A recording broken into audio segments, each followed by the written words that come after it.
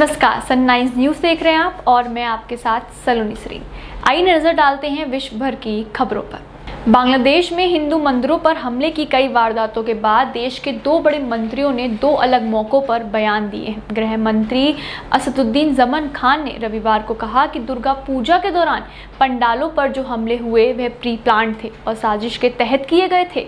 वहीं सूचना राज्य मंत्री मुराद हसन ने कहा कि इस्लाम देश का धर्म नहीं है। गृह मंत्री खान ने मंदिरों पर हमलों को लेकर कहा कि उनका उद्देश्य बांग्लादेश में सांप्रदायिक सौहार्द को खत्म करना है। सबसे पहले बुधवार को कौमिल में हिंदू मंदिरों में लोगों पर हमला किया गया। इसके बाद सैकड़ों ज्ञात और अज्ञात लोगों पर मामला दर्ज किया गया। रिपोर्ट्स के अनुसार कुछ कट्टरपंथियों ने हिंदुओं के 20 घरों को जलाया। हालांकि स्थानीय संघ परिषद के अध्यक्ष के मुताबिक लोगों ने 65 घरों को आग के हवाले कर दिया है। भारत की स्वदेशी कोरोना वैक्सीन कोवैक्सीन को इमरजेंसी इस्तेमाल की मंजूरी देने पर वर्ल्ड हेल्थ ऑर्गेनाइजेशन यानी WHO 26 अक्टूबर को फैसला लेगा। WHO की chief scientist doctor Soumya Swaminathan ने रविवार को बताया कि टेक्निकल एडवाइजरी ग्रुप ने फैसला लिया है।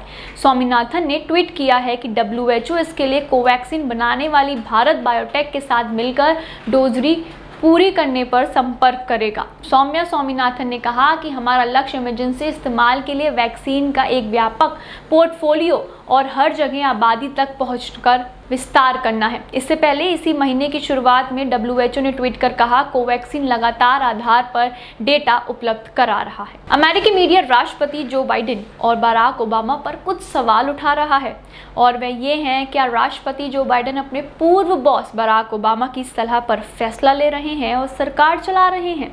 दरअसल बाइडेन ने 20 जनवरी को व्हाइट हाउस में बतौर राष्ट्रपति एंट्री की थी। 9 महीने से ज्यादा गुजरे लेकिन बाइडेन की अप्रूवल रेटिंग 50% से ज्यादा नहीं हुई। उनके ज्यादातर फैसलों पर सवालिया निशाना लग रहे हैं, फिर चाहे वो ज्यादा टैक्स कलेक्शन का मसला हो, कोविड कंट्रोल हो या फिर अफगानिस्तान का मामला। आपको बता दें अगले महीने UN की COP26 क्लाइमेट समिति होनी है।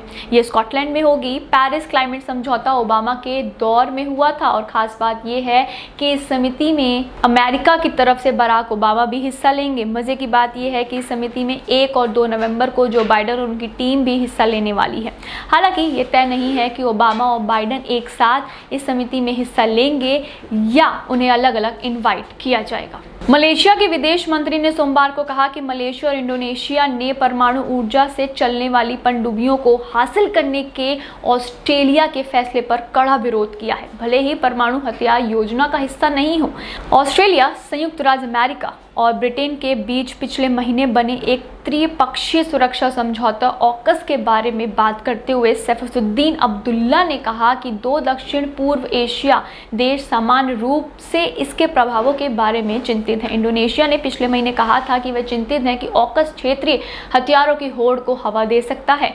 आपको बता दें कि ऑस्ट्रेलिया का ये सौदा पूर्वी और दक्षिण चीन सागर में बढ़ते तनाव के बीच हुआ है, जो खबरें डॉलर के शिपमेंट के लिए वैश्विक व्यापार का लगभग 1/3 हिस्सा है। नेपाल में आज हल्के भूकंप के झटके महसूस किए गए। रेक्टर स्केल पर भूकंप की तीव्रता 4.7 रही। नेपाल भूकंप केंद्र के मुताबिक इन झटकों का केंद्रीय सिंधु पालक चौक जिले में था। हालांकि राहत की बात यह है कि इन झटकों के बाद अभी किसी भी प्रकार की नुकसान की कोई खबर सामने नहीं आई है। आपको बता दें दुनिया के कोने कोने से आए दिन भूकंप के झटके महसूस किए जाते हैं। कुछ दिन पहले इंडोनेशिया के बाली में भी भूकंप के झटके महसूस किए गए थे।